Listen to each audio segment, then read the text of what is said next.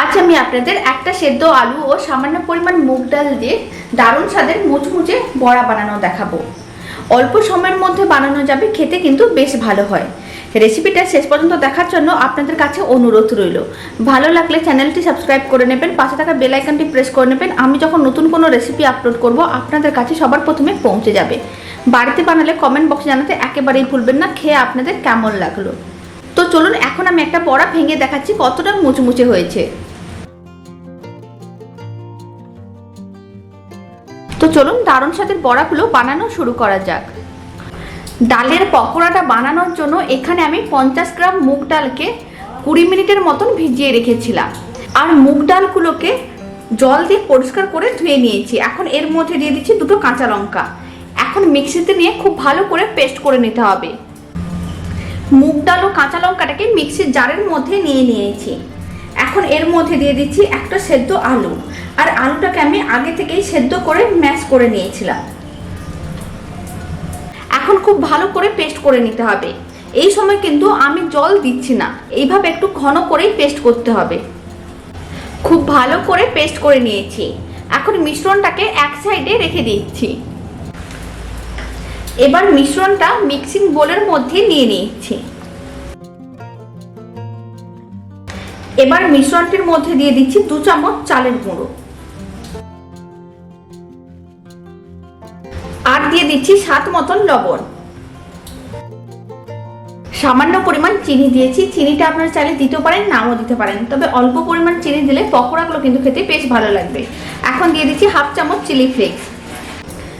আর দিয়ে দিচ্ছি 1 চিমটে হলুদ গুঁড়ো। সামান্য পরিমাণ দিয়ে দিচ্ছি ধনে গুঁড়ো 1 চিমটের একটু বেশি। আর জিরে গুঁড়োও দিয়ে দিচ্ছি সামান্য পরিমাণ 1 চিমটের একটু বেশি।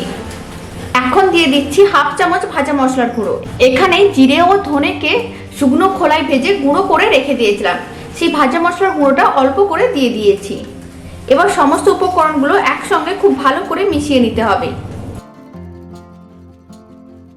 সমস্ত কিছু একসঙ্গে খুব ভালো করে মিশিয়ে নিয়েছি। এখন আমি এর মধ্যে দিয়ে দিচ্ছি কিছুটা পরিমাণ ভাজা চীনাবাদাম। এইভাবে ভাজা চীনাবাদাম দিয়ে আপনারা পকোড়াগুলো বানিয়ে দেখতে পারেন। যখন চীনাবাদামগুলো মুখের মধ্যে পড়বে খুব ভালো লাগবে খেতে। চীনাবাদামটাও খুব ভালো করে মিশিয়ে নিয়েছি। এবার এর মধ্যে দিয়ে দিচ্ছি 1 চিমটে বেকিং সোডা। একেবারে সামান্য পরিমাণ দিতে হবে, 1 চিমটেরও কম। বেকিং সোডাটাও খুব ভালো করে মিশিয়ে নিচ্ছি। মিশ্রণটা কিন্তু একেবারেই রেডি। এখন পকোড়াগুলো বানিয়ে নেব। পকোড়াগুলো ভাজার জন্য কড়াইতে পরিমাণ মতন সরষের তেল নিয়ে নিয়েছি। এখন সরষের তেলটা খুব ভালো করে গরম করে নিতে হবে। এখানে আমি পকোড়াগুলো সরষের তেল দিয়ে ভাজছি, আপনারা চাইলে সাদা তেল দিয়েও ভেজে নিতে পারেন। তেলটা খুব ভালো করে গরম হয়ে গেছে। আর যে পকোড়াগুলো ভাজার জন্য মিশ্রণটা রেডি করে রেখেছিলাম, সেই মিশ্রণটা থেকে অল্প অল্প অংশ নিয়ে তেলের মধ্যে দিয়ে দিতে হবে।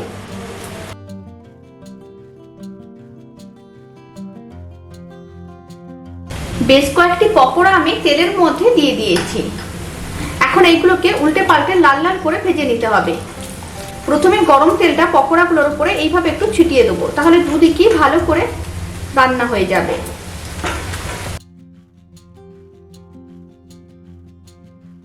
সেদ্ধ আলু আর ডালের বড়াগুলো কিন্তু লাল লাল করে ভেজে নিয়েছি। এখন তুলে নিচ্ছি।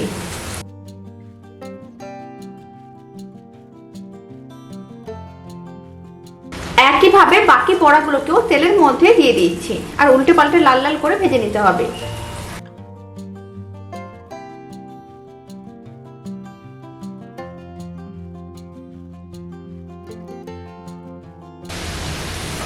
এখন এই বড়াগুলোকেও উল্টে পাল্টে লাল লাল করে ভেজে নিতে হবে।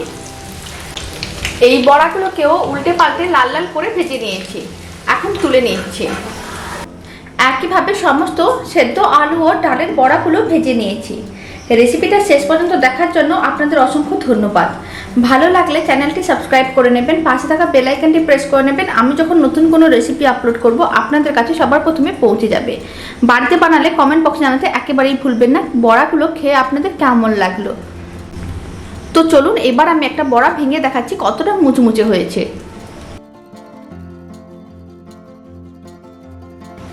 তো চলুন ভিডিওটা আমি এখানেই শেষ করছি। আপনারা সবাই ভালো থাকবেন, সুস্থ থাকবেন। আপনাদের সঙ্গে আবার নতুন রেসিপি নিয়ে দেখা হচ্ছে।